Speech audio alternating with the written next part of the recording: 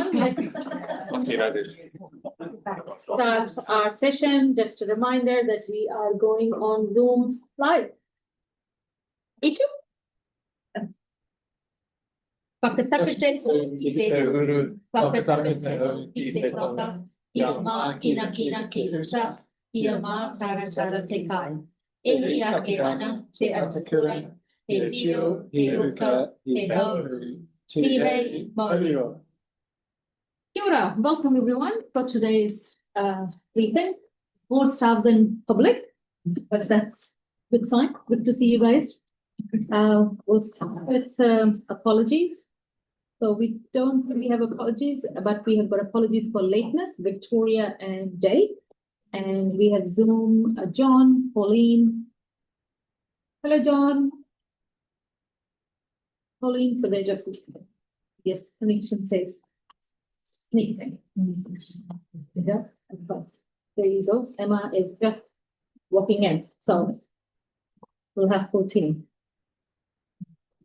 First up in our briefing, we have our Transport Roadshow 2026.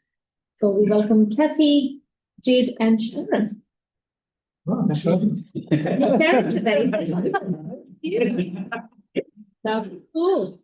Hi, have we got a clicker? Oh. Or are we? You can remove my clicker if you like that. There's a few slides in this one. I've got too many. I'll do it. Thank you.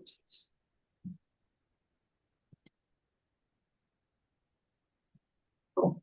Hello. We'll start with that one again. Purpose of briefing. I mean, I've put something out there, but basically, we try to do these because, first of all, we get a lot of questions, so hopefully we can cover off some of those things that you have questions about. But it's also an informal opportunity for us to tell you about what we do and you to ask us questions. An environment where there isn't a decision sitting in the background that you have to sort of, and people boring their eyes into the back of your head where you can't really answer those questions. So that's what we're trying to do with these. Obviously, your chair, as far as I'm concerned, I'm happy for questions as we go along. It's up to you. You're in charge. We have given enough time allocated for the agenda, so. Cool. Are you happy for people to ask questions as you go? Yeah, I'm very happy. Yeah, yeah. We're all right. That's it. We'll pack things as we go along. Yeah, I mean there have been some questions which we'll send in, so if we don't cover those as we go along, sure. we'll pick those up again. Structure of the unit. Our head of transport, Stephen Wright. I was in a meeting with Bede and him about an hour ago, so I think he's on his way. And then, so I'm Jacob Bradbury, I am the manager of planning and delivery. To my left is Catherine Graham, who is our manager of operations. And to my right is Jed Clegg, who is manager of City Streets maintenance. So I'll start with this. So we own about 2,500 kilometres of road. If we had to start from scratch today, it would cost us about 6 billion to rebuild the whole network. It's worth about 2.75 billion today. And it depreciates at around a rate of about 260k per day, which, to put that into context, means we need to spend about 95 million a year just to stand still. Just to stand still, not to improve, and just to stand still is 95 million a year. Sorry. Give me one job. One job. We have just under 2,500 kilometres of road, which is greater than the entire length of State Highway 1 from Kateranga right down to Bluff. About 333 kilometres of that is unsealed, obviously mostly in the peninsula. Footpaths, what have we got there? 2,900. We've also got about 342 kilometres of cycleways, which is about the distance from here to Picton, and about 207 kilometres of shared path, which should almost get you to Teco if you put it in a straight line in the right direction.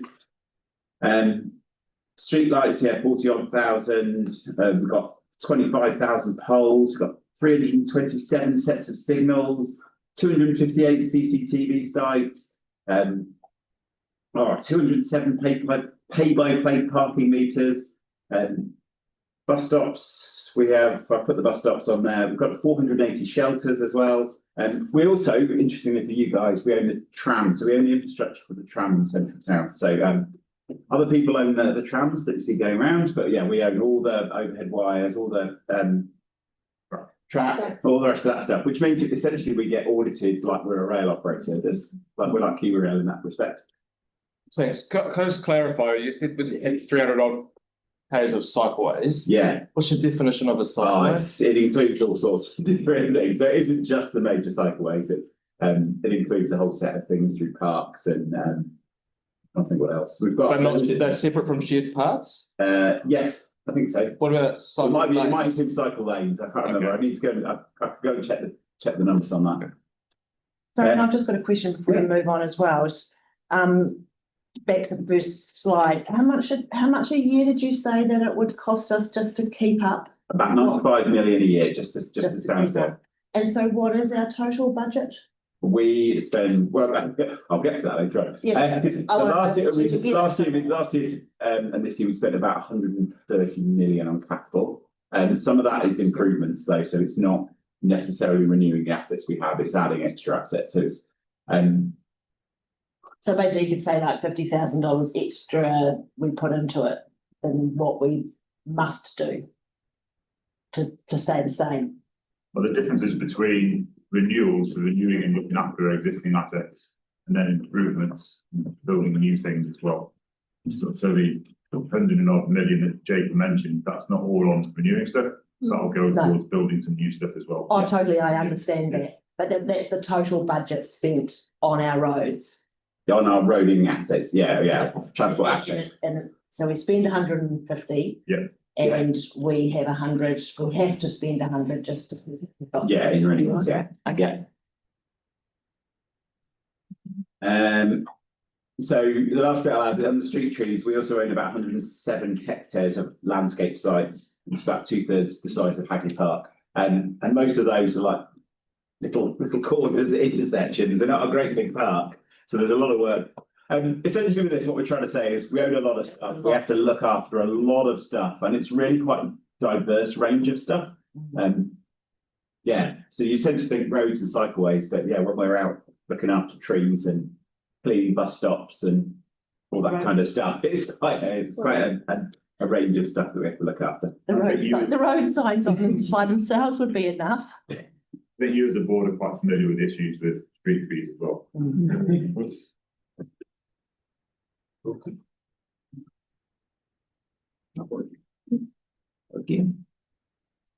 There we go. So what we do, I'll start with the sort of nice one. So we do about 3,500 people go through our cycle safe training every year. Young people. Young people. Yeah. That's What age easy. bracket do you start that at? What age bracket do you start that at with the schools? Year 5 and It's 6. generally year 6, so it's sort of 10, 11-year-olds. Oh, yeah, so a bit more senior. And how often do you guys do that? Yearly, week, like every year, same lot? Most schools are looking annually. Yeah. There are some smaller schools that we might go every 2 years, and some schools, we also deliver to home schools, for instance, that might be on a less regular basis. And am I right in believing that it's a 2-year sort of program? So they have 1 year and then the second year they do and they get the certificate to be roadworthy? No, so it's a 2-grade program, so, and that will be delivered over 2 days, so grade 1 and day 1, grade 2 and day 2, and that's the on-road portion of the program. I think you're looking to have the Sarah, who's going to be presenting after us anyway, on a whole load of the travel demand management stuff that they do. The demand, what's the demand for these types of training and advice you're giving out? I'm doing a presentation. Is it along there? For that. Okay, I'll wait. Well, it'll be specifically workplaces Workplace and and community, so the schools is kind of different again, but encompassed in that same program, but the demand in schools is really high, so we're currently in about 98 of our 120 schools that qualify. Okay. Yeah. And is there a possibility to do more, but the budget doesn't allow that, or is it the fact that they're just, although we're at that many, there's just no more to do? It's a resourcing issue, really. Resourcing? Yeah. I think all the feedback we get is always super positive. Yeah, it's I've been out there myself and watched the team a couple of times doing it. It's amazing watching them And it's not just teaching them to ride the bike, because they encourage them to bring their own bikes, and they're dealing with people from all walks of life. And then, you know, some of the kids turn up with the bikes and they're incredibly proud of them, but then they're not always up to standard to be on the road. So the way that the team work with those children to add little bits onto the bikes and make them safer and stuff, it's quite special. The way they do it. Moving on.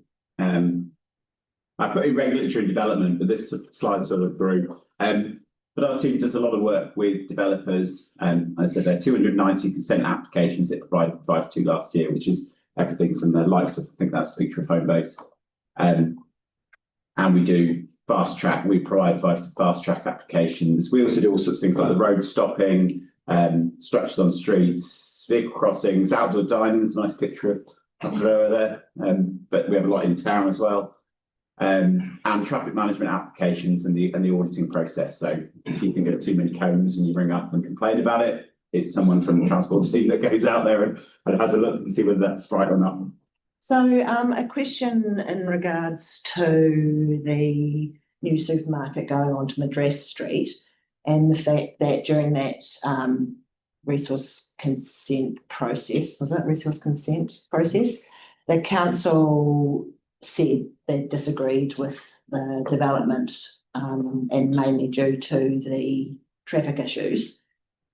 But they've got their, they can go ahead and do it now. So what does the council do when their advice is against? So how are you going to solve that? You know there's going to be a traffic issue there. Like, when your advice is gone against, Well, what happens all the time? I mean, there's not much we can do from a regulatory point of view. I guess it will just come down to how do we manage the network generally and how do we make the best of what we've got. We do have a team sitting in a ops room specifically managing the network with, as Jacob said, hundreds of CCTV cameras. They can connect to all the traffic lights across the whole city, and their whole role is to try and minimise and manage disruption across the city. And they'll, if a problem occurs there in the future, and if it does not, it's a different issue, but if it does occur, it will just be added to their list to try and manage, and they'll be monitoring it. And so they manage it by changing light phases and all that sort of stuff down the network, so cars sit further out in other places. Okay. In the consent process, though, is there a provision where, because the advice is against the supermarket being open in that area? That's too logical. Is there any provision which sort of put onus on the party to put more attention towards safety measures? Because this is what our concern is. It depends what the resource is. They sometimes put conditions on it. They say they have to put in pedestrian crossings or upgraded sections or signals or whatever, but it depends what it is. Management plan. If it doesn't say it, then we're sort of left picking because up then pieces, really. we are picking up the weight which we already indicated that is we need to probably the government. It's a great move. You guys all go and change jobs and your roles, please. Cool, thank you. New department. I was just going to say, so what our team does, most of you will be aware of your area engineers who are sitting over there, Sally and Sahan. So they'll be familiar faces to you, and they do a lot of work, obviously, with that AUC in regards to parking and safety and all those sort of things. So, I've got a question regarding your vehicle crossing applications. Right now, I know that you've got a 6 to 8 week delay. What's going on behind the scenes for you guys? Is it resources that you just can't get to them enough, or are you getting too many? Or I think what we'd say is that 6 to 8 week delay is a lot better than it was probably 12 to 18 months ago. Yeah. So there was a massive bow wave. It was slowly churning through that, and I think that 6 to 8 week delay improves as we continue to move forward. It used to be months worth of delay, which was quite embarrassing, but we're making progress in there. Yeah. And it does come down to resources, as with any organisation. Resources come and go, people change, and as we manage those processes, we are trying to become more efficient in how we do that. So it should come down. Yeah. Thanks. Capital delivery, like I said, last year we delivered 127 million. Next year, well, this year, sorry, we're almost at the end of our year, a week to go. We reckon we'll deliver about 135 to 140. And next year, I think we're on target to hit somewhere near 150. So, yeah, we delivered quite a lot of work. That's 137 kilometres of roads resealed. This is for this year, isn't it? Good. Yeah. Yeah. So yeah, we do a lot of upgrades from sort of bigger projects right through to kind of resurfacing overnight. So all the money is capital. Sorry, I'm just, I sort of going around circles. There's OpEx as well. I'll talk to that. There is. Yeah. Okay, radio. Every time you sort of extend the life of an asset or create a new asset, that is capital. And yeah. And parking enforcement, yeah, it's a lot of tickets, a lot of cars being towed. I've got a question about this one. Go for it. Well, I've looked at those numbers. Yeah. 68,000 issued. Yeah. 16,000 going to court, lodged with courts. There's something wrong there. There's an issue. We've got an issue. Is that per year or is that based on the annual? That was like, last long year. term? Last year. And how can, that doesn't work out. So, That's a lot. I mean, that's a big, huge percentage of those. So who's working on solving that problem? Because that must be a lot of money. Do you mean the? 16 notices lodged with courts of a total of 68,000 tickets. I think that's just with people wanting to challenge them, and it doesn't necessarily mean we have to represent. Oh, okay. And a lot of those don't turn up. We know, like people say they want a 5-year ticket. Even though they just don't turn up. That is upset. How much does that cost council? I'd say on the whole, it's we earn revenue. I wouldn't say we earn revenue, we collect revenue from enforcement. And you watch that revenue, and if it goes down, we can give out more tickets or. We don't want that. This would work. But we do the best we can with the resources we've got. We are looking to make some quite significant technology changes there. The big challenge we've got with enforcement is health and safety. Probably on a weekly basis, we have people either verbally abused and quite often, more often than we'd like to think, people are physically assaulted by our parking officers. So we're probably 2/3 of the way through the process of gaining a new system, which will allow people to do enforcement while they drive by. So the cost ratio wouldn't be worth council chasing up on it really, because it will cost council more than it would cost the person there. I think again that 16,000 lodged with courts, we would attend a very small number of court cases. It would be hardly any, and most of the ones we do attend, we would win anyway. So that's not really a reflection on revenue that comes in and or revenue impact. There'll be one officer every few weeks would go to a hearing. It's not that regular. So out of 16,000, does court hears if they turn up? Hardly any. No, hardly. And So what most- happens to when the people don't pay? They get on top of their fine, they'll get a court fee for wasting court time, basically for saying they wanted to come and when they don't. So that goes to debt collector or? Just goes Okay. through the So justice it goes, system. okay, And then if you get pulled over, your license. yeah, it will be taken demerit points. Yeah. Okay. And then come winter, they jump into prison for a couple of weeks and home on, get back out, carry on. Jacob, please. I'm gonna hand over to Jed now.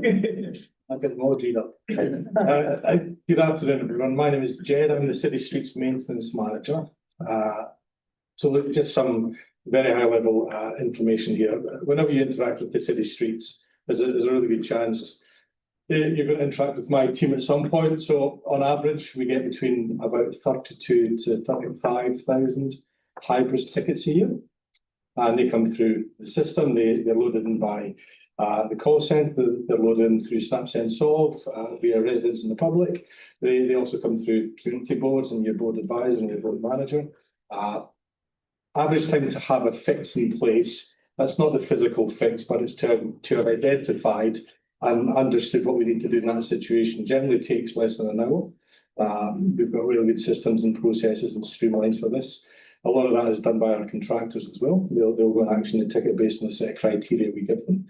It doesn't mean to say that the work will get done that day, that week. Depends on the priority that's assigned to it. And it could take 4 weeks could take 2 months in terms of the programming of that work based on its severity. Things like make safe will happen immediately. Contractors will be on site resolving the situation that could be dangerous to someone. Everyone knows this for potholes. Sorry, yes, yeah. Does the person who sent in the snap sense, I mean, so let's say it's going to take 2 months or you've got to wait for a particular time of the year or something, the person who put in the snap sense of, do they get feedback that that's the case with the timeline? So they can ask to be contacted with an update. And as part of that, then we'll go back if it's going to take an extensive period. And we'll give them an update as to when the work's and obviously the work is programmed. There is a ceiling season as well for some of the works based on temperature and ground temp and air temp. So we tend to try and do some of the. I'm more worried about the communication rather than the actual. So it takes place through Hybris, and they can also call back in, and they can also query a ticket, and that comes through to my contract managers, and we've got one here, Richard, and then they handle those responses and they update with that relevant information as we know it. Sometimes it can get programmed out into future months, and we need to track it through the system to make sure it remains in the programme. Because we have a finite budget, dangerous things, more important things, obviously go at the top of the list, and that can sometimes mean something that was planned for a certain month gets pushed into the next month's window. And if that does happen, then we often get inquiries from residents as to what's happening with that section. Well, that's the thing that annoys them the most, isn't it? Seeing something that hasn't been done. On average, we fill between 10 and 12,000 potholes a year. It's a crazy number across the city. I imagine that you've got something to do with the fact that the rating of the city council went up this year. That snaps in solve and the responses, I'm sure it has something to do with it. So we'll give you that. People think that we're obviously focused on, potholes. We do a whole heap of other stuff in terms of maintenance. So we do all line markings, we do sweeping, cleaning of footpaths in the street, we do all the central city cleaning, we do vegetation management along the edges of roads, we do stormwater surface management. So the sums that you see at the side of roads, we'll do cleaning, inspection, maintenance of them as well. We do all the street signs, street poles, so pretty much everything on road as you see it as an asset, including street furniture, benches, and it depends. It delineates between us and parks. Sometimes there are us in facilities, but generally most of the stuff that you interact with in terms of the city streets, my team will have something to do with in terms of maintenance. Okay. So OpEx. So a question about your vegetation management. Yes. And I see it's not the only roundabout that has this issue, but the roundabout at the top of Cranford Street, due to visual lines, has no garden for the first 2 or 3 metres in the radius, whatever. And it looks bad. It's just left empty. So is that something on your list of issues that you have, that those 8 roundabouts, what's something that just basically sits on the ground and looks green or nice and is not bare land? It's a good question. It's actually delivered by another part of transport. I'll jump in. Yeah, I was going to say that it's probably as good, and it's So I'm not give you a roundabout answer. We're actually due next month to have some levels of service meetings with councillors around what we deliver and what we're funded to do. If you look at NZTA, for example, they've got a really hardline view on vegetation, and they will only do vegetation work if it's to remove a fire risk or to improve sightlines. So we're a garden city. We've probably got some other priorities, but those other priorities cost. So when we work through our LTP process with yourselves, we want to look at options around that. At the moment, we haven't got any dedicated levels of service linked to vegetation management, and that's a bit of an issue, because then that makes it difficult for us to say yes or no to things. We basically work within the budget we've got, and we'll undertake works if we've got the budget to do it. But what we really want to do is to go back to yourselves as elected members and say, we can give you this level of service, but it will cost you this. If you want more, cool, we can do it. There's no problem with us doing it, but we just need the budgets to follow. Or if you want to do less, then again, fine, we'll do less. And then you accept there's a lower level of service, doesn't look as good, and it's going to cost less. So we're due to have those conversations next month, and that's all going to feed into the LTP. At the moment, it's a little bit more ad hoc. We haven't got any dedicated levels of service around that vegetation management. So all we do is we manage it as best we can within the budget we've got. With your vegetation management, would that also have trees fall under that umbrella, or is that another department? Trees would be treated separately. Oh, yeah. So we do have a few budgets around street trees.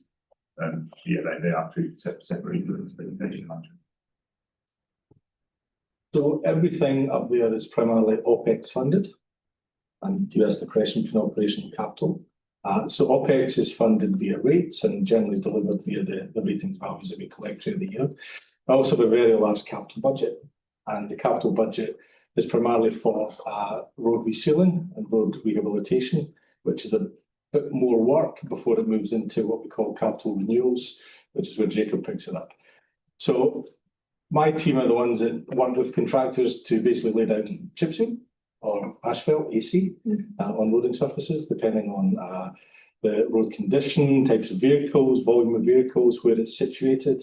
It's a very hot topic just now, where we have a lot of chip sealed roads and they're in good condition, and we go back in when they're in good condition, because the chip seal, really the key thing with roading is to keep it watertight, waterproofed. So we often get questions about, why did you do that road? You know, didn't need anything on it. It's because we're putting down another relatively cheap and efficient waterproof coating on it. So the surface layer is really to keep it waterproof. All the structure sits beneath that. The other challenge we have is where we have AC and around subdivisions, as an example. And often we might look to put down a chip seal on top of the AC, and that obviously doesn't sit well. And this is a national challenge with residents and communities who obviously want to maintain that AC within the region. The price of AC compared to chip seal for us is a large multiplier. It gives much better characteristics, much smoother ride, looks nicer, sounds nicer. There's a challenge in terms of the funding. I mean, if we could put down AC across the city, there's a good chance we'd put a lot of it down. But chip seal is a very cost-effective and great surface treatment to put across the city streets. NZTA's funding, they obviously fund roughly 51% of the work we do in that space. And they have a lot of very strict criteria regarding the type of surfacing that we can put down the streets as well. So it's not just our choice. We have to satisfy the requirements of our external funders as well with regards our choice and our selection. AC will go down typically in areas of heavy vehicle traffic or heavy vehicles. It will go down in terms of intersections where there's lots of turning traffic. It will be put down beside offices, beside shopping centres and malls where there's lots of vehicular traffic going in and out. So it's got some very specific uses.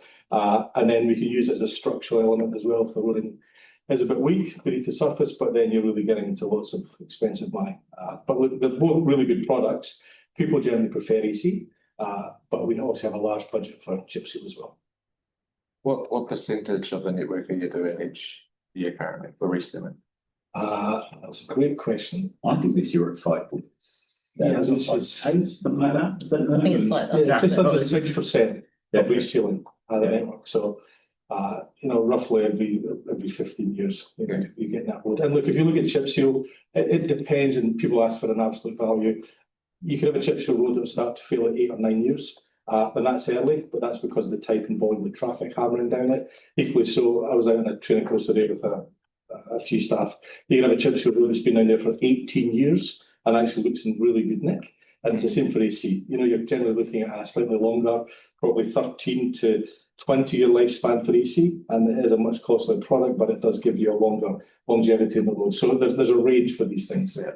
And what type of quality assurance does council do on the resealing of chip seals? Because one of the things that I've seen in the past, and I still see a bit, is the amount of loose gravel left afterwards, and obviously needs to embed, but then they come back, but they're still left there and normally goes into the gutters or on the side. I'm just wondering, it doesn't feel like it's an improvement over the time? So let's look, it's a great question. So a contractor obviously lays chip, rolls it into the surface, and then they rely on vehicular traffic to carry on that journey of the chip, and that will help embed it. They'll then undertake some sweeps. immediately after, and then several days after, and probably another week and a half to 2 weeks after. We get loose chip in the channel, in the side channels, anywhere up to 4 to 6 months on, and it does depend on the type of traffic that's going down that road. Heavy and fast vehicles will spin it up a lot faster. What the public perceive as chip in the channel, we often look at it and think it's minimal, but obviously they see chip there and think it needs to be swept. So if we get tickets in or people do snaps in solves, then obviously we'll go straight out and the contractor will go and then remove and sweep that chip up if it's becoming problematic to a resident. Most roads will continue to exhibit chip loss for the first several years. And they are picked up generally in a 4 or 6 weekly sweeping cycle, where our contractors are out there and essentially clean Kerbal Channel with all the chip heads they keep them. I assume contractors must have, I guess, some criteria to meet in terms of loose chip and the time that stays on the road. Because sometimes it's more what goes to the side of the road that obviously creates, I guess, hazards for people that say bike, right? And if it's at that level, then yes, that would be problematic. Loose chip in the gutter, and it generally does sit right in the gutter of most of the flat channel. Shouldn't create too much of a challenge for cyclists, and obviously we sweep cycleways as well. So if it gets into that space, then someone lets us know, we'll get it and resolve that. It's a dynamic of using chip seal, as we'll always get loose chip sharing off it. And there are standard practices for capturing it and maintaining it. Some roads require more sweeping than others. And we've got staff that work for Richard and other contract managers who are right across the network as well. And they do the QA, they do the review, and they'll go and look at snaps in solve tickets because we get thousands a week. And they'll review these and say, yes, needs action, or actually we'll leave it for another 2 weeks. And then we'll bring it through the normal cycle. Okay, so one last question. So council, I guess, they're doing the QA, are happy with all the contractors that currently are in the road program? Well, nobody's perfect. I'll be honest. They all have challenges and errors, make mistakes. They also do some great work in the network as well. And some of them have been with us over 25 years. Some of them have been with us for about 5 to 7 years. So we each have unique opportunities and challenges with each one. We meet them weekly. We have formal contract meetings as well with a senior management every month. And we track the good, the bad and the ugly. And we focus on getting the ugly fixed as soon as possible. Thanks. John, do you have a question? You had a hand up. Sound check. Yeah, I did have a question, which was really about the longevity of asphalt versus chip seal, but the conversation went that way anyhow, so I took my hand back down. Well, thank you. So that was a short version of maintenance. No whiteboard. No whiteboard. No whiteboard this time. Right, official queries. So about a quarter of the Lagoivas that council get come to the transport team. When I did the numbers, I worked out it was more than 2 every working day of the year. So we're pretty busy on that front. 95% of those are completed within the 20-day timeline. There's a small portion, because that whole dynamic between us and NZTA, we get tickets for them, and then there's no way in our system to push them out. So we end up with some that look overdue, even though they're not ours. Elected member requests we typically answer within 6.5 days. And I'd also say that 32 items up there, that doesn't include stuff that comes from community boards. It doesn't include things like procurement plans that are written by other departments on our behalf. So even though it feels like quite a big number, it's even bigger than that, I would say. Steve's in pretty much every council meeting. Quite a few. Sorry. So how do people use our network? So 3.1 billion kilometres is what our current modelling is telling us. That's what people use our network, which is more than a trip to Saturn and back. So do you do research around that number? So that's. How do you know? Oops, sorry, there you go. Was it 3.1 billion kilometre? So what is it? 3.1 billion kilometres on our network, yeah. They drive that. So what does that mean per person? Oh, what are Yeah, like- well, there 440,000 people in our. Well, these are the major things. I mean, like, you know, you've got all your strategic priorities and you've got your things that your goals you're trying to reach and all that sort of stuff. So it comes down to knowing that number That's a good question. per person. Is it growing? And like, how are you? It's bigger than it was last time we did it. Do it. No, per person. It comes out of our model, out the big sort of network model that we have. Yeah, so those numbers will be in there. Yeah, so that will be not just residents, so it'll be through traffic. So it'll be quite hard to distribute that number to purely people who live in Christchurch. Yeah, but Give you an indication. Yeah, I mean, like, we've only got the roads that we've got. We're basically never gonna have a new road, like, ever, like, because you're never gonna have the money for it. Like, yeah, we. motorway. Yeah, but in most way won't solve the problems that we've got, you know, if people are gonna continue to use individual cars, no, I mean, it's not gonna work. So, Are you asking where are people going or? I think it. I think the question though is like, we know how much growth there's been in terms of population growth, and then we're seeing the increase in kilometres driven. Like, are they moving at the same, up the same level, or is one going more than the other? So are we finding people are driving more in general or driving less in general compared to population? So I think some of the other stats might help with that in terms of the number of people getting on bikes and cycling, because those are predicted. You could come to that slightly, Jake. No, we just about to do it. Yeah. It's fine. you eventually just, you know, you wanna be bringing that number down. So at the moment, as this shows, our cycle numbers are going up and continue to grow. There was a dip, but they continue to go up quite significantly, and the number of people on public transport is increasing year on year as well. Yeah, because I mean, you know, just the reason I ask is because the future planning, you know, like I don't see enough future planning for what our roads, because our roads around this area are basically at capacity now. Like, would you agree? I think certainly these times they are at capacity. Right, yeah. So, and we can't build new roads.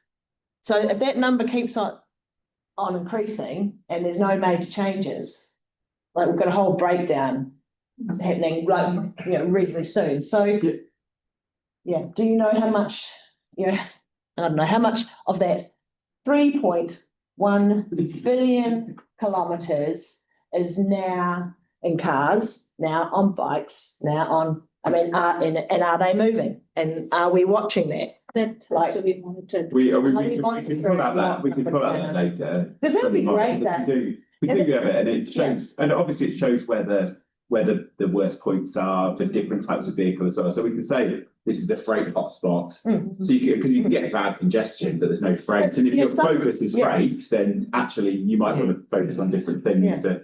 You know, it's about changing people's attitudes, isn't it? Some of the work that you'll see this afternoon is exactly that. Yeah. Because if I knew that I was bringing down that 3.1 billion kilometres just by doing a 3 kilometre walk one day, and I could sort of like go in and say, oh, I dropped that 3 kilometres and put it onto walking. That involves everyone in the city and making it happen.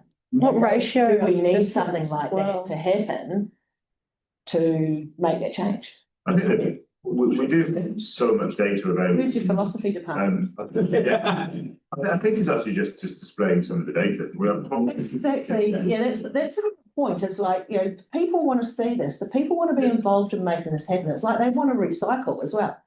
Yeah, they want to do these things, but actually there's. Well, Katrina has got. I think we are going ahead. Emma? Yeah, sorry, I'm leaving. I read through it. Come out and do a talk 24. No.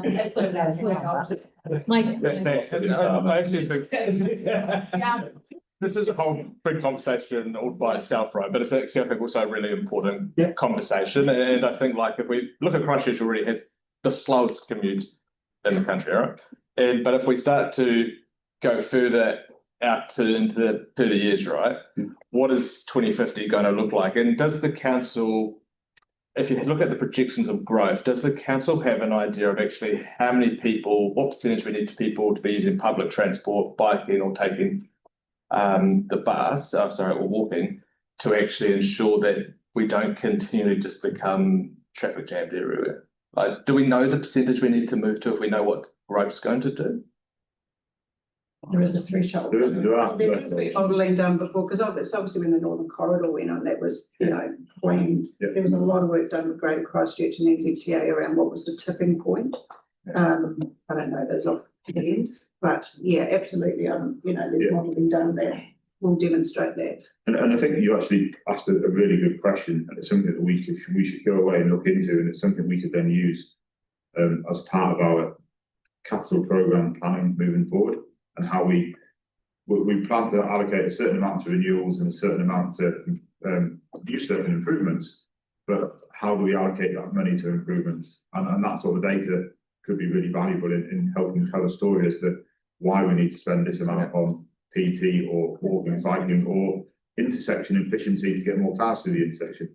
So that could be really quite valuable. You can also add in the suburbs, and then what distance are they coming from Rolleston or Waimak or just in a city, you know, like. Stats New Zealand has a really good map, and which it's a snapshot. So it's done from your census thing that you do, or you travel to work, and you can bring it up and you can actually see where people are coming from and how far they're going. I think it covers schools as well. People are going to school. But yeah, we can dig that out and share it. I'm not sure if it's been done last year, but yeah. Stephen, the data would really help us to follow the pace of growth of population as well. And because we don't want to, like at the moment, Sullivan is struggling because of that, because there's outburst of population, but infrastructure is not up to the mark. So it's something we did do. Yeah, I mean, at a micro level, we can pick up all sorts of data that tells us where people are going from, which we've done DEMP. So I see Dave's talked about some of the challenges where people complain about this, and we can show that actually the majority of traffic is from within the suburb rather than. So at a micro level, there's lots of bits we can do as well.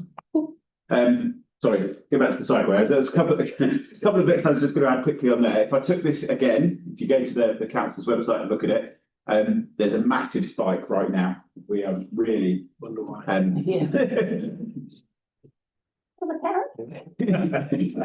So it looked like it was levelling off for a bit, and it shot back up through the roof, which I'm not surprised as somebody who cycles to work most days. It's great to see. It's honestly great to see. It is. And what the other bit we're seeing that I think is quite interesting is that people are really focusing on MCRs. So the counters we have on MCRs are right through the roof, and those that are on other roads are pretty much level. So it's really people diverting all growth on those MCR routes. It really says that the MCRs make a difference. Tell us about your future planning for the. It's like 3 more to go. There's extension happening. 3 more to go. So bus patch news says dropped after the earthquakes. What we've been told by ECAN is that they are at absolute capacity on some of those routes, particularly Route 7, where they've uplifted the number of buses per hour, and they've got all the bus lanes down Lincoln Road. So Lincoln and Halswell Road. So they're saying they're at a point now where they're having to leave people behind, which is a sort of weird measure of success, I guess. And we're looking to upgrade routes 1 and 5. So along with ECAN, we're going to uplift those routes. So that starts to bring in that MRT route as well along Brixton and Papanui roads. I've been asked a few times how you can go on the double-decker bus, so I thought I'd put a little link at the bottom there with the vehicle ID. So if you click on that, that gives you live data of where that double-decker bus is if you want a cheap trip out with kids. I promise I won't go through this. I promise I won't read it all out. You can go through the last long-term plan if you want to read it in detail. But what I want to say is that for the last LTP, we had these 3 pillars, which were access, safety, and environment. So I just wanted to show sort of how we're tracking on that. So the access bit, a lot of that was about road renewals and ensuring that our roads were kept at the same condition that they should be at. You can see there we were sort of doing all right. We dipped below the target and we're getting back up. I put on there near 5.7. I was right. I thought I'd looked it up at some point, which is just under 6% we've reselled this year. So we should start to see that turn back up again as we carry on. sorry, just before you go away from Yeah. your strategic priorities. Yeah. So I'm just wondering about how much involvement you have with housing. I don't know where housing sits within the council or whatever, but so like our roading and our housing, are they talking? Like we see in the communities, we see problems happening where there's a whole lot of intensification happening on roads that can't handle that, and like it's actually sort of probably affecting people's lives and those sorts of things. So how well are transport and housing working together on that issue? So we provide advice to the consents team, and they're the people who approve consents or. Yeah, but that's a one-off, like that's a one-off and a one-on-one, and you can get away with minor problems in each one of those, but overall it is a major problem that we see in our communities, and we see it come to our table and it will continue. So overall, not one-on-one per an individual resource, but what are the two departments doing together and looking at that problem? No. What kind of way are you meaning with that question? Are you meaning like the density happening? Well, resource Conversation, or are you consent, meaning like the subdivision? what is where is it appropriate? Where is and what needs to be happening to the roads to with the tripling or quadrupling of residents? Density. So there's these issues that have been caused, like you look at roading to get cars through and things, or bikes through or whatever, but also roading, roads are people's homes as well. They're places to live. So the two are conflicting a lot more as we get more cars and more people, and we've got both of those happening in the city. So like what's happening with the transport and the housing? I mean, Are you talking? a big part of it is governed through the district plan. And we do what we can through there, but ultimately we don't have that much control. When it's a large individual development, so a large subdivision or supermarket or something similar, a bit like raised earlier, we do give advice, and a lot of the time that advice is taken, and they will look to put in mitigating features and infrastructure.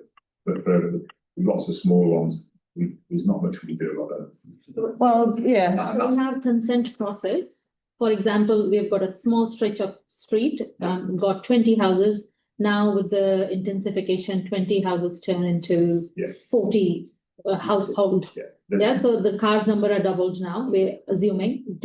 Does in the consent process, a wider stretch of that street capacity is considered or thought? No. We have very little control. We don't have that. And that issue was made worse when the minimum requirements for off-street parking was removed. The other year as well. Okay, so. Whereas historically they had to provide a level of off-street parking, was now you don't, particularly in some of our already dense areas, particularly in the CBD. That's creating a big issue for us from a parking point of view. Right.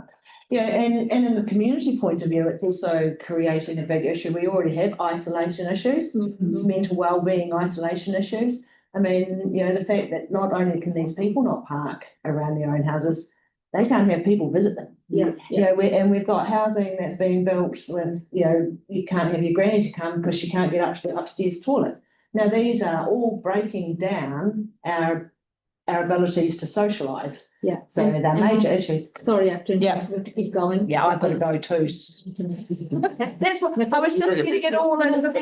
So I'm so sorry, I'm not staying. If it's not in our scope, that's where our hands are tied. Yeah, but we have to get, like the thing is, these are causing us issues. We have to stand up to the government and say, actually, no, we're doing it this way. Thanks so much. Jacob, please. My apologies, not my recording. I will, and I'll also get in touch with you, Chris. See you all. Thank you. On the environment. Sorry. Oh, sorry, yeah. really great that you did 5.7, but why was the target only 4%? This is what it was set at. No, my understanding, you had to do something like 5 to 6% per annum to actually keep up with your program. So I'm just wondering why you'd set a target that would actually see you technically go backwards if you were meeting your target. So that was set through the last. Yeah, it was that in that. We can discuss this back later. We can answer that. But this coming LTP, we will be upfront with that, and we want to look at options around that percentage.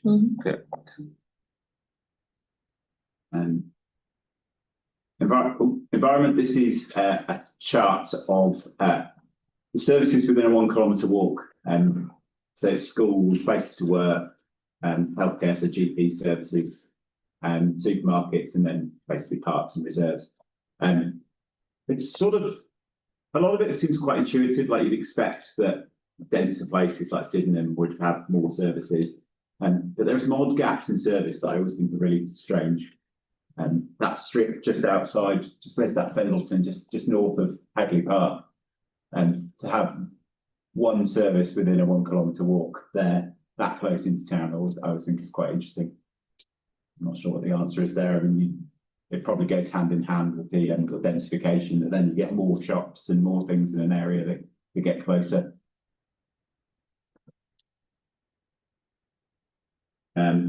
Let's skip to the next one. Safety. Our trend line for death and serious injury crashes, we're averaging about 3.5 DSI reduction every year over the past 15 years, which is a fabulous result. Really, it's really good. That's it there. The NZ as a whole has seen a slight increase, because what I was interested in was, is that just better cars? I mean, my car, if I want to plough into something, hitting the brakes for me.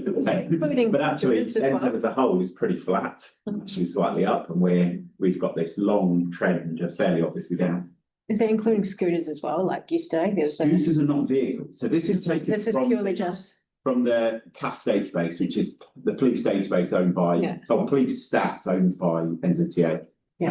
But yeah, would it be including a vehicle going into a scooter then? So if a vehicle went into a scooter, I think it would count, because the car is a vehicle. There was a fatality a little while ago with a scooter and a train. There was one yesterday as well. Oh, was there? Yeah. Which doesn't appear, because they're wheeled recreational devices. They're not vehicles, so they don't count. Bikes, Same as skateboards. yeah.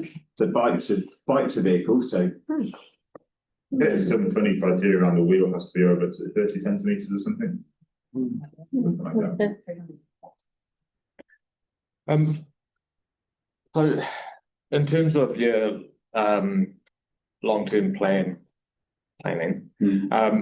do you try and, you got your 3 pillars, do you try and, I guess, fund each pillar of a similar amount, or does it basically go for what priority projects are at the top, regardless of what pillar they sit under? all the candidate projects we had are ranked against those 3 criteria, and then those that pop out at the top of them are the ones that you put in.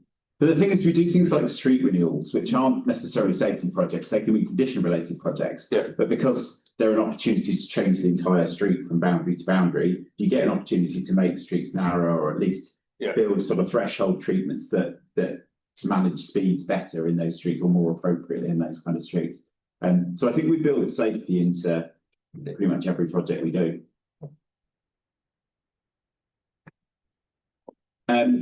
So our new one, for the next LTP, we're looking to align ourselves much more with the transport strategy, which is signed off sort of 6 to 12 months ago. And so they're the 6 goals: well-managed transport assets, more resilient, safer, more efficient, genuine transport choices, and vibrant, healthy and livable cities.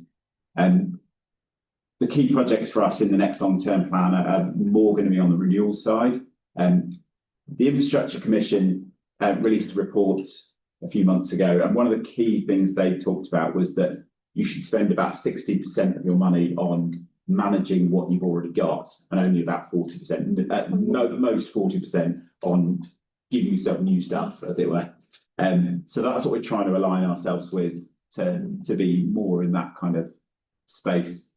So yeah, renewals, Pages Road Bridge is obviously a big project for us in the next LTP, and then PT Futures is likely to be the one which is improving bus services and bus infrastructure. And then beyond that, we've got this transport renewals, which I'm not going to go through every single slide, but I'm welcome to questions, but I will stop on this one. So what I wanted to make clear is that resurfacing is literally dealing with the kind of sealed bit at the top. So that's just that very top surface. Rehabilitation is when we dig through that surface to the structure underneath and improve that.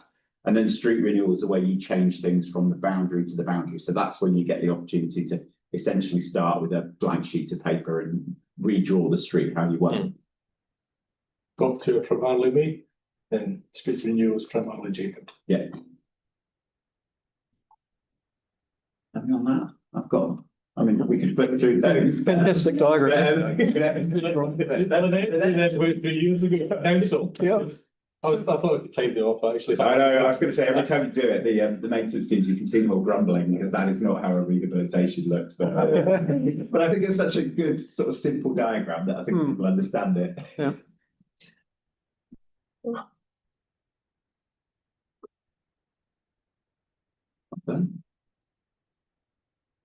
That's a high level view based on proposed dates for different surfacing across carriageways in the ward. And then there's one for rehabs that's slightly more convoluted, expensive dig outs. And then there's obviously the footpaths as well, because we do footpaths, resurfacing and new ones. Is this publicly available? It will be. I think there's a link on, if you go back to the slide with the pictures, there's a link on there and it will eventually be pushed through to that. I don't think it has yet. Because it used to be, and then it disappeared a few years back. Yeah. No, it will be, yeah. That link will pull data from our asset management system. Okay.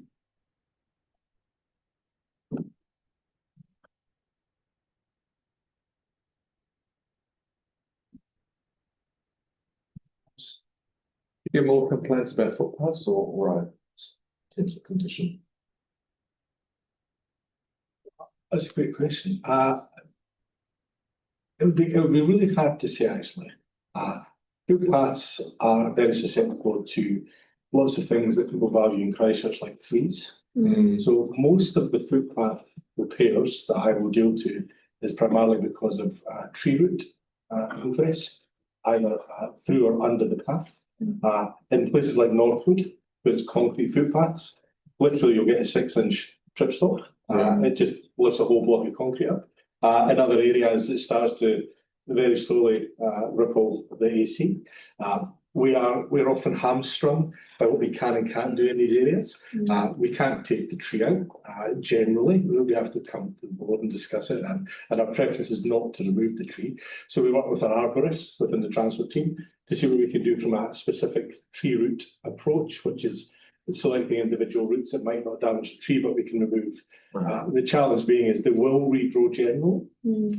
So we're now looking at how we can replace them with different types of trees, different root systems. We're looking at how we can put different infrastructure where we plant a tree into the footpath to accommodate and direct and stop root ingress coming across the path, but trying to go back down into the soil. It generally doesn't affect, it does affect the curb and channel sometimes. It doesn't affect the pavement surface, the road surface too much, but footpaths get smashed around the city. If we didn't have trees, I suspect our footpath repairs would be quite minimal compared to the road surface. So you, a while ago, you did the footpaths, I think on Wingate, where you did it in little concrete sections. Yeah, tree bits. Yeah, is that again rolled out more and more, or is that just a bit of trial and error? We've trialled a lot of different products, and we're still trialing. We're looking at trialing different material, looking at a rubber type substrate. And we've not trialed it yet, but we certainly know we can in terms of giving a lot more flexibility around specific trees, and even just using it in certain areas where we know there's a lot of tree root ingress. So nothing I found works perfectly. It kind of says it on the tin, but when you use it in real life scenarios, it might mitigate, but it's more when your pavement fails or your footpath starts to fail, not on if it fails. So yes, we've got lots of different things that we are looking and reviewing and trialling, and there's a big market out there for this. That probably the next one we would do is to look at some rubberized surface treatment on footpaths instead of AC, and see how well that performs. A lot more flexibility. We're working with the arborists. They're obviously doing some research as well in terms of options. Coming in after the tree's been planted and has been grown for 6 to 10 years is just too late. You literally are looking at options are just renewing the footpath every 2 or 3 years or removing the tree, neither of which is a great choice. So we're trying to get in there early in terms of helping. And these two guys who sit behind me are now very involved in the types of trees that we're planting and just sitting along the streets. Victoria? Oh, thank you very much. I'm just looking at that Papanui carriageway rehab, which is just currently up on the screen, and I'm noticing that you've got Matson's Ave for 2930, scheduled for 2930. There's significant works going on there at the moment where they're digging up the road quite, to do the wastewater. Yes. Was there any consideration given to changing that timing and sequencing so the resident? That won't be done. The works that are there will be done as part of that work. It's just been picked up and put in, and there's still a bit of clash detection still to go. So yes, we won't come back in 2930. Okay, that's what I was looking for, because it looks like you're coming back in 2930, and it's like, what? You're there at the moment. Why aren't we doing it all at once? So no, the plan is to do it all at once and walk away. So that shouldn't be there. Thank you very much. Okay, thanks for clarifying.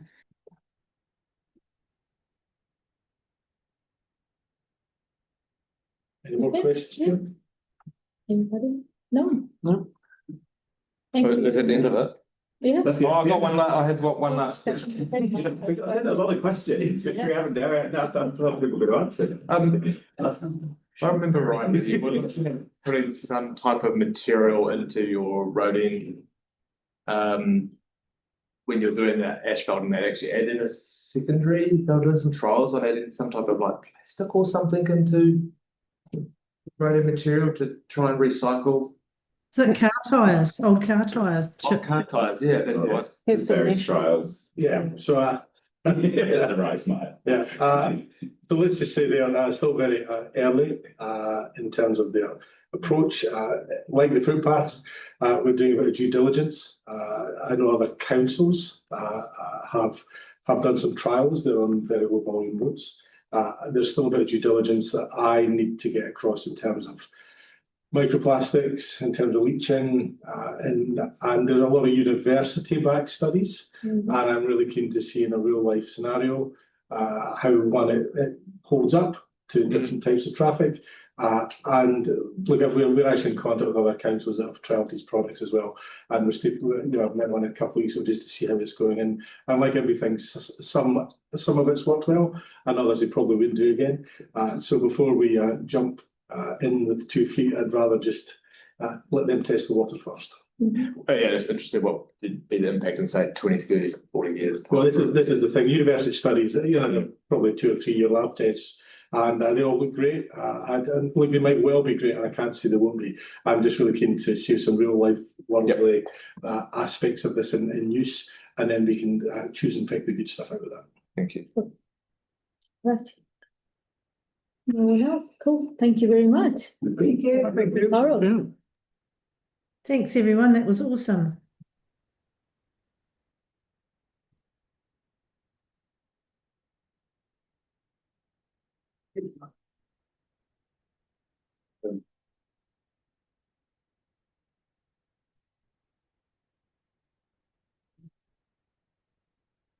Oh, Katrina and Anne.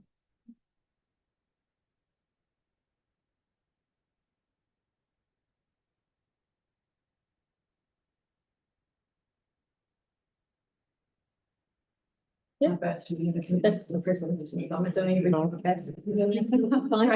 the red light is on. Always. No, the person button, if the person button. Hey, now it is. Cool. Thank you. You're good to go. Welcome. Kia ora. I'll just clear up that this is my team leader, Sarah Anderson. Unfortunately, Anna is unwell today. I was supposed to do this presentation in collaboration with her. So I'm just going to do the thing my solo, and Sarah is going to be here to offer any support. So I'm a community travel planning, community travel advisor in the travel demand management team. And I'm here today to talk to you about the workplace travel planning program and the community travel planning program, which alongside school travel planning and the Cycle Safe team that we mentioned earlier, under the Good to Go brand that you see on the screen and on my t-shirts. With questions, if you think that I may answer them throughout the slide, then please note them down and maybe ask them at the end. But if you're really burning, then feel free to ask them.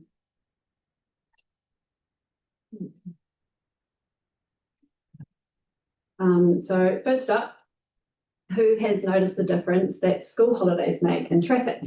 Yeah. It's really noticeable, right? So the roads are less congested and traffic flows a lot smoother. And would you be surprised if I told you that was only due to a drop in traffic of just 10%? And so that goes to show just a small drop in traffic volumes has a really noticeable impact on the way that our network travels out there and how it feels on our roads. So that difference, that 10%, is one of the goals of our program, to make it easier for people to travel around Christchurch and get to where they're going easier and safer. So keep that 10% figure in mind throughout the rest of the presentation. So these are some of the strategic priorities that align with our Good to Go program. We support being an equitable city that is accessible and connected by advising people on the safe and sustainable transport options available to them in Christchurch, particularly around using the cycle and the bus network. We aim to build trust and confidence by supporting the community to give new and different ways of travelling around a go, and listening to people's barriers and motivations when they're thinking of a new way to travel. And by engaging with people face to face in a supportive way, it gives us the opportunity to build trust by overcoming misinformation that they may have around what council is doing in the transport space. Also, 54% of Christchurch emissions are from transport and 36% of emissions are from land transportation. And we aim to reduce these emissions and give effect to the community outcome of a green and livable city by encouraging mode shift and supporting people to use lower emission transport, even if it's just one day a week. So these are the key levels of service that our program is helping to achieve. And as we go through the presentation, you'll note at the bottom of the slides that how our program feeds into these levels of service.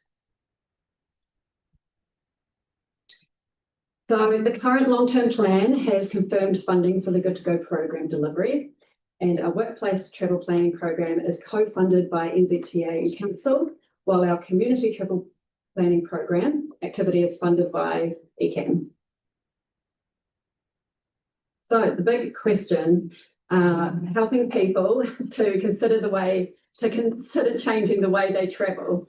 We sometimes hear, can't we let adults just be adults and make their own decisions? Well, habits are hard to break, as we all know, even when they no longer serve us. And research shows that many people don't consciously think about and reevaluate how they travel, and they stick to what they know and used to.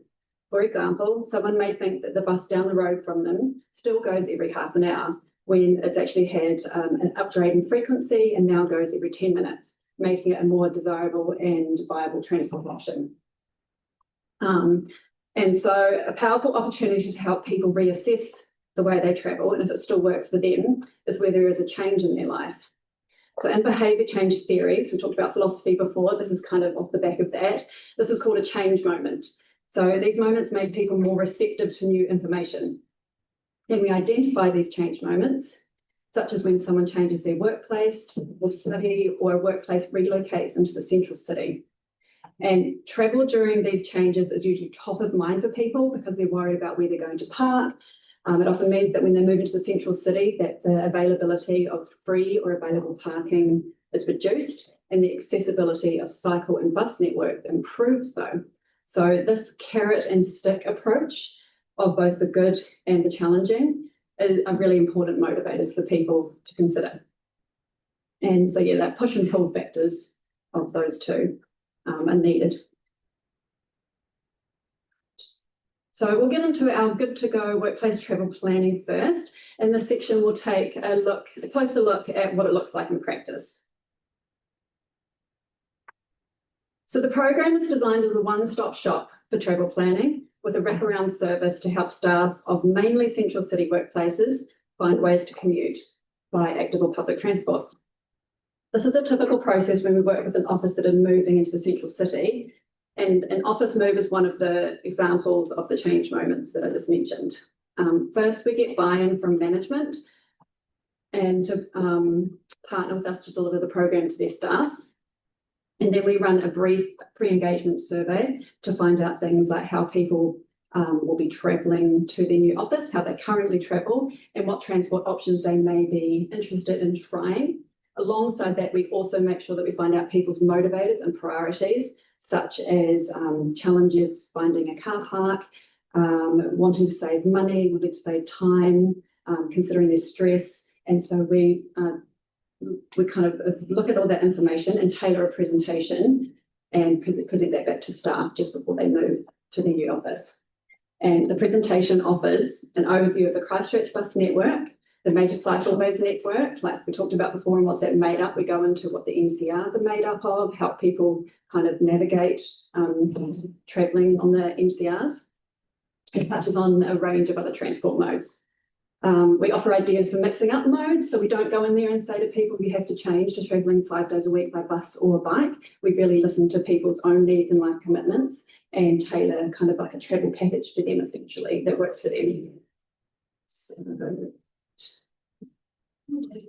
So yeah, speaking more in depth about those one-to-one travel planning conversations, after the about 20-minute presentation, we go into what you see on the screen, which is a typical one-to-one kind of bespoke travel planning package where we find, and that's the real goal of the program. So we really listen to people's barriers, such as when they have to get to work at a certain time, where they live, and then we offer them advice that will help with that. We also share key road safety messages, such as shared paths, using them appropriately and ringing a bell to let other people on those paths know that you're coming through. And following workplace engagement, we send a follow-up survey to help us monitor the mode shift impact of the program and keep evolving our program based on the feedback. We also report these results back to the workplace. So who we work with over 60 central city workplaces, and one of our biggest workplaces that we are currently supporting is Te Whatu Ora. This is particularly the main hospital campus.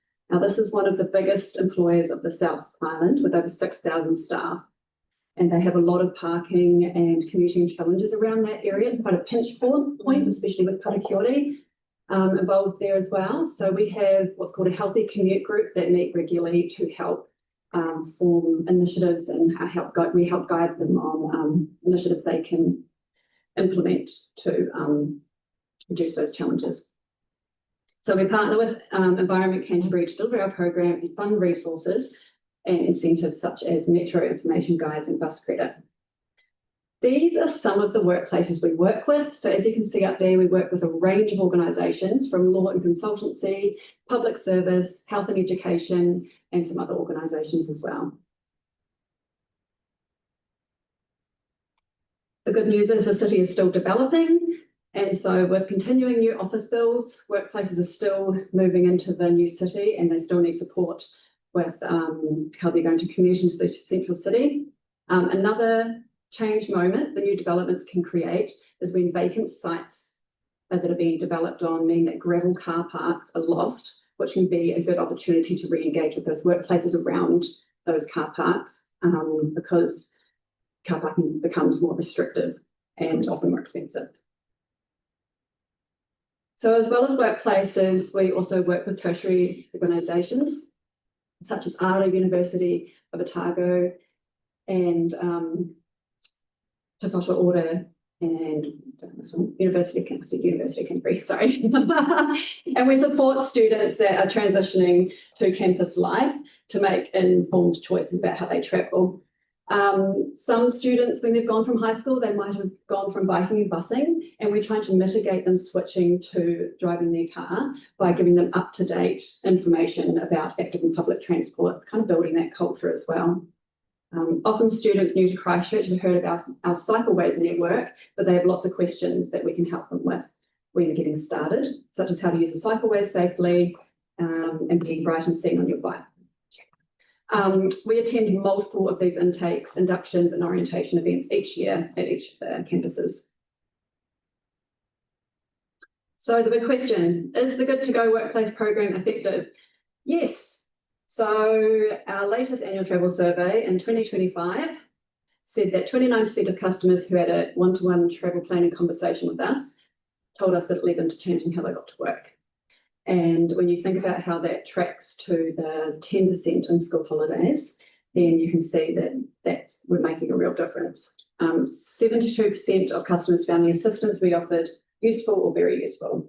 And I got so excited that I actually skipped. I was supposed to mention that in my next slide about the school holidays. So when you look at that almost 30% mode shift that customers reported, you can see that behaviour change tools are really effective in congestion relief. And it's also behaviour change education is a cost-effective way to help address congestion. It's also one of the quickest interventions. So hard measures like building safer cycle infrastructure and improving bus services and networks, they both require each other, but behaviour change programs have an impact on a much shorter time. So we're talking anywhere from months to years, as opposed to harder measures, which can take anywhere from years to multiple decades. So you can read through these at your leisure, but this slide highlights a small selection of the feedback we've received from customers, which highlight how we help people change the modes and make it more convenient for them. So our in-person workplace travel planning services that I've just mentioned focus on the central city workplaces that have those kind of carrot and stick factors of both the parking restraints and the good access to multiple bus and cycle networks. Outside the central city, where there is easy access to parking and less active travel routes, we still want to offer support, so we can offer a 1-hour consultation with leadership and sustainability teams to guide them on changes they can make in their workplace to encourage active and public transport. We can also send hard copies of maps and flyers to workplaces and sign them up to receive our quarterly active public and travel updates. We have recently supported St John's and City Care Water to advise on practical initiatives they can offer within their organisation, such as work ride and extraordinary pay, and have provided resource packs to them.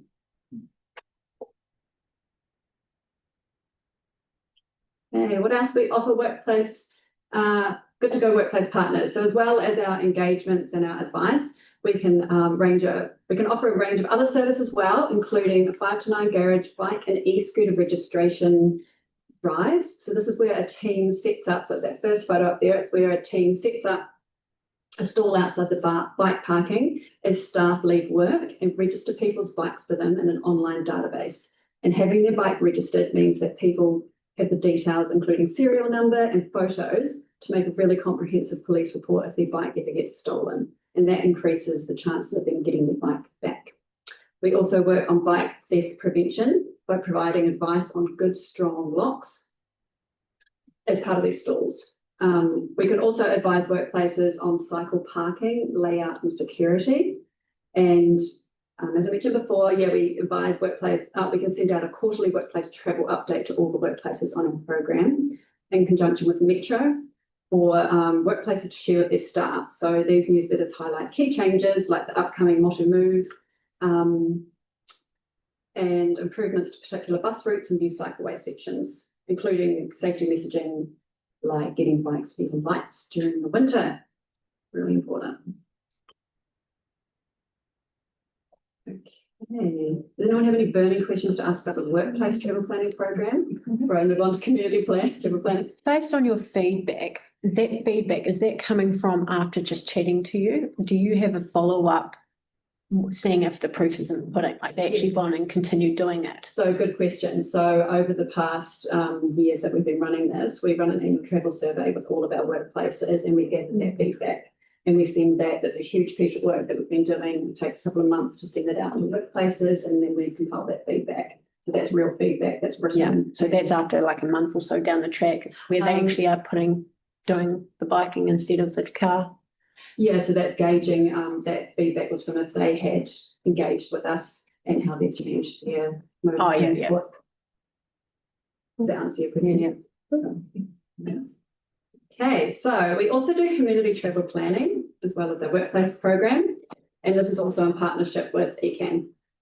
This involves us training contracted staff to go door to door in the community to help people explore their transport options at their place of residence, opposed to their workplace. And this program supports people with information and advice with personalised journey planning. Referring back to the change moments concept earlier, we identify areas in the community that have had a change of network upgrades, such as the Hallswell Bus Route 7, which is now oversubscribed, maybe thanks to us. And we promote these to people in the community to get them to rethink if there are new ways they can travel. So here's a picture of the target area that we door knocked on in Hallswell just in 2025.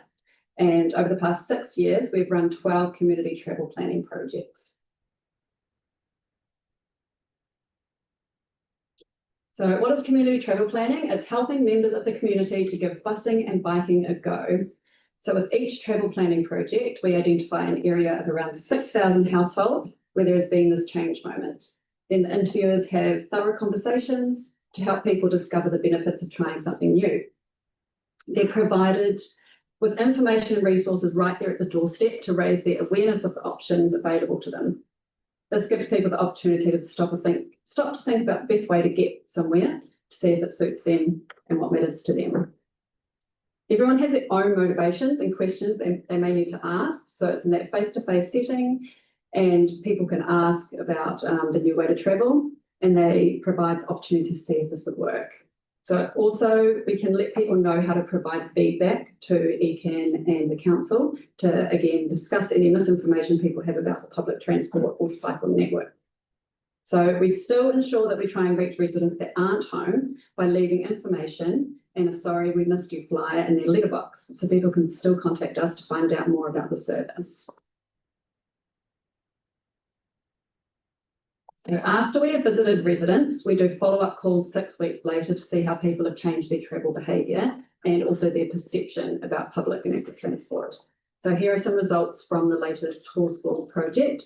71% of people reported feeling more positively about metro public transport, and 26% of people changed modes, while 44% still intended to try a new mode.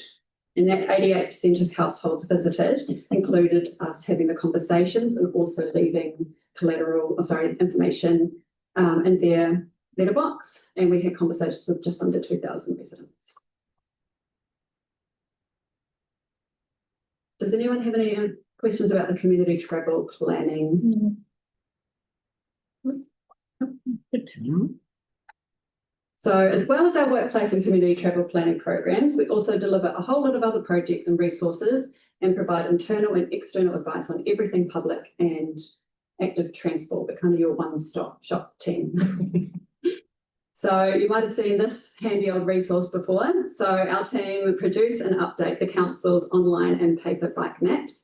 The paper bike map not only shows the cycle network, but on the back of it, it also highlights key information to help people understand how to use it and how to ride safely in Christchurch. For example, highlighting some of the key risk factors, how to ride, different kind of services to help them get started as well. Does anyone want me to answer those questions? Because we also talk about that on the bike map. I'm the best person to help you with that. The paper map is available at council facilities like libraries, pools and rec centres, as well as education facilities and bike shops around the city. And it's council's most popular resource with 50,000 copies snapped up in the last 14 months. The online bike map is also one of the most popular council web pages with 70,000 views last year. So how many kilometres of cycleways do we have, actual separated cycleways? Well, a cycleways is made up of a combination of 3 factors. So it's made up of quiet streets, separated cycle paths, and shared paths. And there, I can't get that figure of the 3 combinations here right now, but it has, I believe on our website, it says 70 cycleways. I believe that's what it says on the website. And there's 9 routes that lead into the central city. Yeah, but a big portion of them are like shared paths and Exactly, yeah. which is Yeah, the X17 doesn't include that. Yeah. No. So it's also worth noting that the online map is updated regularly when a new piece of infrastructure has been completed, and the paper version is updated around once a year. So I touched on this before about bike security and education. We do a lot of work around this because bike theft is a huge issue in Christchurch, with around 5 bikes stolen a day on average. And our first focus is on prevention, educating people about the importance of a good lock. So getting a D-lock or a chain lock rather than a electric cable lock. We also collaborate with police to produce educational videos on bike security and to bring the 5 to 9 garage platform to New Zealand. The police also have access to the database to help reunite lost bikes, stolen bikes with their owners. So Yes. does council have, I guess, a policy, something about replacing council bike parks like the World Benders with proper Those framed, shields, stable ones, yeah. so therefore that people can lock their bike properly? Do you mean in the wider? Well, just like council bike stands that council put in place, and there's a lot that are like the World Benders still in place. Yeah. Is there a policy to start replacing them? Okay, because if you have a look at this service area, there's a terrible bike stand out there that you can't lock bikes to anymore because most people have bikes that don't fit those. Yeah. And So I know we're definitely dealing with anything new going in, but in terms of replacement, I don't believe there's any schedule in place. There's no dedicated budget for cycle parking. So that's something we could do if there was budget available to do that. is there no budget for bike stands? No. None. Really? So we are looking to try and get a little bit of money in the next LTP to under our lines and signs budget, which would then be able to be used as with normal parking requests. If people were requesting bike parking, that they would be considered and prioritised as any other sort of parking requests are. Won't be a lot, but no, there's not been a dedicated budget. Well, it doesn't need to be a lot though to go quite far. No. Yeah, okay. And the last final glorious slide is what else are we as workplace travel advisors involved in? So this is a snapshot of what else we do, including addressing customer service requests, so those kind of hybrid tickets around behaviour, safety, education, e-scooter riding and parking. We liaise with and support public e-scooter operators, Lime and Flamingo, including providing best practice advice for safe use of e-scooters in Christchurch. We work with people both internally and externally to provide wayfinding advice for the cycle network. We provide internal and external advice on parking designs, that's cycle parking design, manage the adult bike skills contract and run the Aotearoa Bike Challenge. Okay, do we have any questions? One last question for me, and it's around wayfinding. Yeah. And I guess what council is planning to do, doing better wayfinding for the cycleways and the major cycleways, because yes, we have the odd little sign, but it's actually like you go to the start of the cycleway, you'll never know you're at the start of a major cycleway, and you'll never know if you get to an intersection of other cycleways where those cycleways that you're at another major cycleway. Yes. And I know there was a kind of an idea that once they were all done, then they'd do something to actually across the whole network. But the network, it started in 2013, with 13 years down the track. And at what point do we say actually we need to have better wayfinding? And I'm just wondering if there's any plans in place to start doing that. Yes, so good question. There are currently behind the scenes, we are doing ongoing wayfinding implementations. So we've currently got a couple of projects, one around the Northern Line, that we're kind of retrospectively putting better wayfinding signs in And so we're just, depending on funding, we're able to put in some wayfinding signs, and our team help advise with that. Again, it's probably a little bit more ad hoc, so we don't necessarily have sort of like a strategy to tackle wayfinding for all of the major cycle routes in one. I'm guessing, Kathy, there's no line item there for wayfinding in budgets? Not specifically, there was a wayfinding policy, I guess it was, developed several years ago. But I don't think that progressed into anything in particular, so it is a little bit reactive. And we Which doesn't create the best outcome when it's reactive. Like there talks about like potentially colour coding the cycleways to make it very clear, you know, which like, and actually looks quite effective when you do that as well. Yeah, and again, it's just weighing up that money being spent on that as compared to something else. It's a constant juggle, but yeah, it's certainly something to We do work with some of the internal project managers when you're on a new section of cycleway, or if there's some cycleway budget, and we can work with them to develop some wayfinding. Yeah, and I guess one of the other things which is a little bit harder is like people will bike down the street and not realise 1 block away there's a cycleway. And it's part of our education role as well, going into workplaces in the community, we show them the map and we help them plan for that as well. Yeah. Okay, thanks. Thank you very much. Thank you. Thank you. I have been a customer of your workplace travel program, and it was a great experience. It was a couple of years ago now. Fantastic. Oh, wonderful, thank you. Last question. Can I get the t-shirt from? Well, teal miraculously suits everyone, and we say we're keeping it teal, so yeah. Six for the price of 4. Thanks, guys. Have a good evening. Good job. Thank you. Would you bring any more with the compact surveys on cycleways? Any more support? Like stopping people biking and asking. Oh, like perception surveys and Because they did them in 18 and 2020, and it kind of showed that like there was, I think, like 18% or 20% of people they're only using the cycleway because of the cycleway. Otherwise, they would have been driving. I'm just wondering if it's been done since.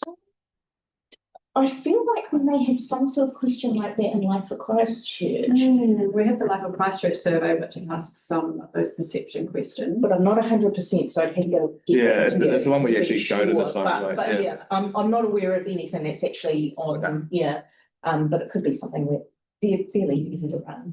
They did one in 2018 and 2020. It kind of showed the impact of the cycleways actually getting people from cars onto cycleways. it goes back to Emma's earlier question around that planning the network and how you're going to shift those people. Thank you. Thank you. All right, let's finish. Sorry,